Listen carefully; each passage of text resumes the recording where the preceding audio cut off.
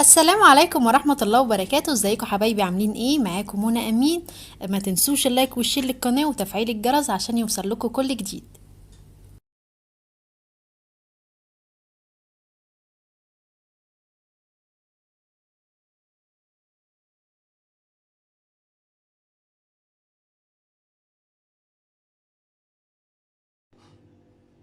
ايه رأيكم حبايب قلبي نعمل صينية سمك خرافة زي دي؟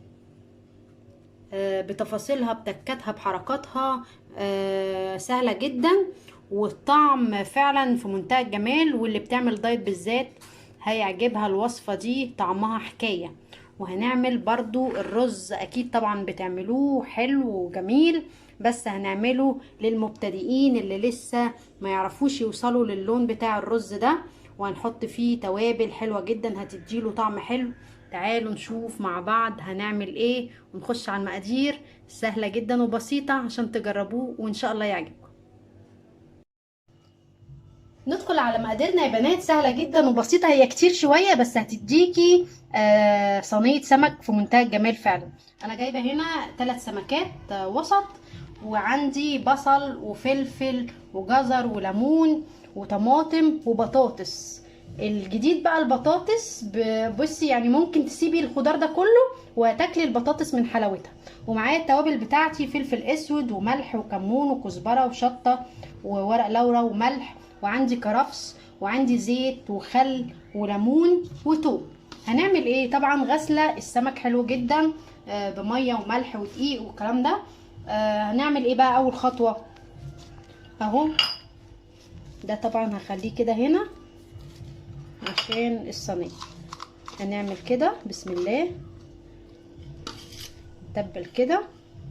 لو اتبقى معاكي تتبيله من دي هتحطيها طبعا ايه على الخضار ده، هتبقى حلوه جدا. هحط عليها الليمون والخل. الزيت ده هركنه على جنب عشان هحطه في الاخر خالص على وش السمك. تمام. هنتبل السمك بقى.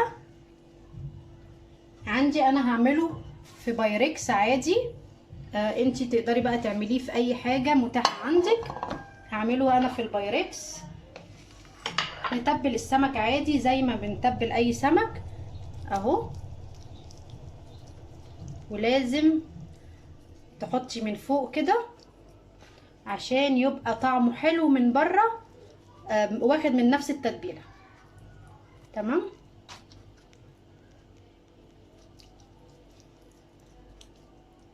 اهو كده.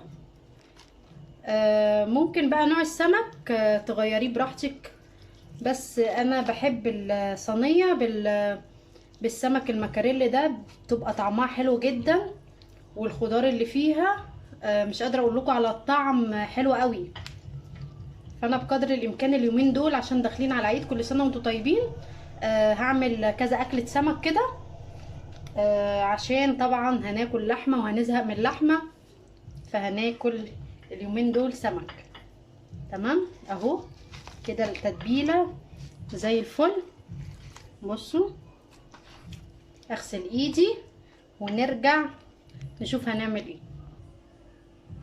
بعد ما تبلنا السمك هنعمل ايه بقى؟ الخطوه دي اهو، الكرفس. ممكن يا بنات هنا نزود ايه؟ شويه جزر كده اهو،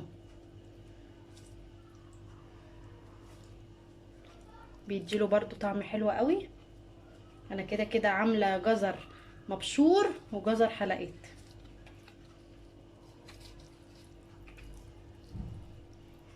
والليمون طبعا، الليمون شرايح هحطه كده مع السمك على الوش برضو. انا عصره ليمون في التتبيله، اصل اي سمك بيحب الليمون، فاحنا ايه بقدر الامكان نحط ليمون في السمك. نعمل ايه بقى؟ نحط التوابل الخضار اللي معانا: ورق اللورا والطماطم. حاولي توزعي عشان الشكل يبقى حلو، والطعم اكيد ان شاء الله يبقى حلو قوي. اهو البصل والفلفل اهو، وشرايح الليمون كده. صينية السمك دي فعلا عن تجربة حلوة جدا.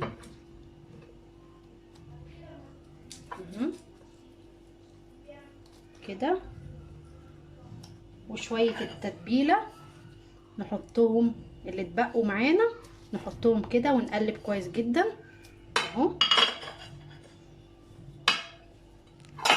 هشيل الحاجة دي ونقلبهم حلو جدا.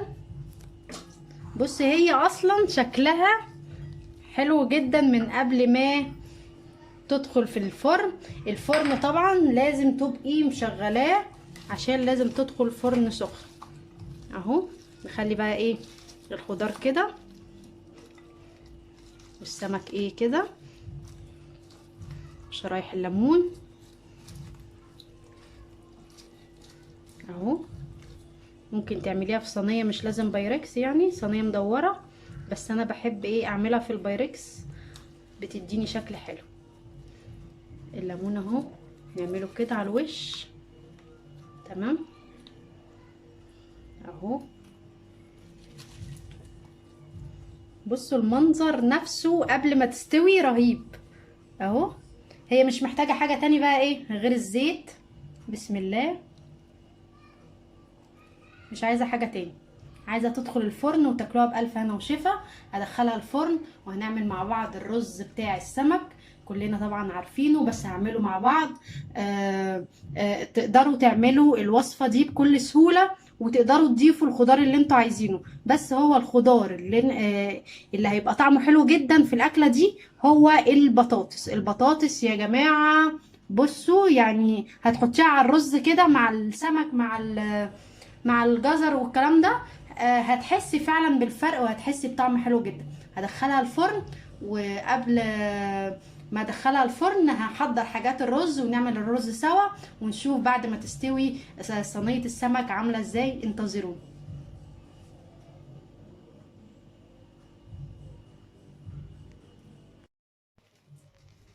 هنا يا بنات ندخل على مقادير الرز، واكيد طبعا كلنا عارفينها، بس طالما هعمل سمك هعمل معاكم الرز. بصلايه كبيره تقطعيها كده ما تبقاش مفرومه.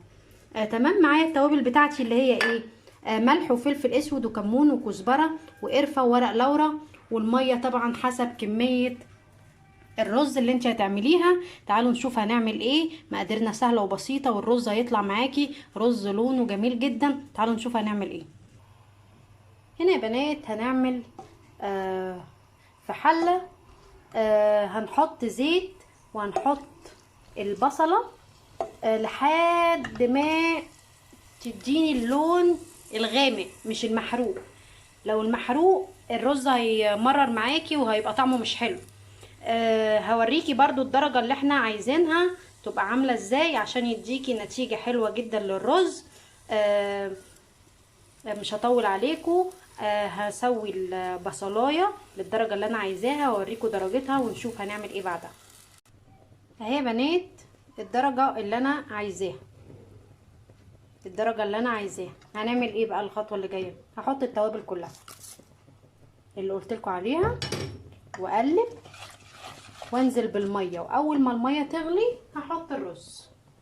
لكل كوبايه رز كوبايه ميه. بسم الله الرحمن الرحيم.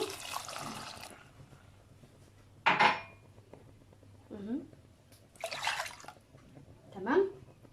اول ما تغلي بصي الميه حتى لونها اهو. اول ما تغلي هحط الرز، وبعد كده هنقلها لعين هوطي عليها خالص، وهياخد قد نص ساعه والسمك في الفرن. انتظروني عشان نشوف احلى رز واحلى سمك ان شاء الله.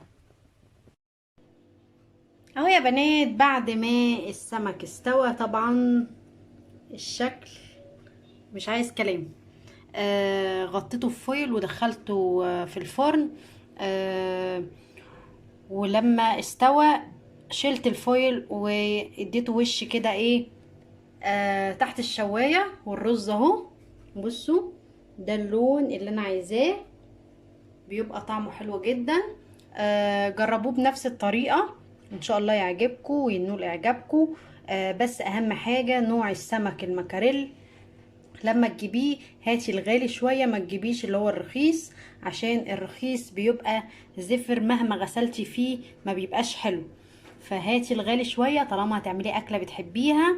نجيب الحاجة الكويسة عشان تدينا طعم ونتيجة. زي ما انتوا شايفين حلوة جدا والطعم حكاية. بصوا اهو الخضار كله مستوي. عايزة اوريكم يا بنات. بصوا الصوص عامل ازاي بتاعه، ده بتحطيه على الرز بيبقى حلو جدا. البطاطس عندنا اهي مستوية جدا، بصي حلوة قوي قوي قوي. يعني انا في الطاجن ده الصراحة بصي مستوية اهي وزي الفل، والسمك نفسه مستوي اهو. انا في الطاجن ده الصراحه بعشق البطاطس. البطاطس ليها طعم مختلف وجميل، هتعجبكم ان شاء الله. والرز جربوه برضو بنفس الطريقه ان شاء الله يعجبكم وينول اعجابكم. كنت معاكم منى امين، وما تنسوش اللايك والشير للقناه وتفعيل الجرس عشان يوصل لكم كل جديد. والسلام عليكم ورحمه الله وبركاته.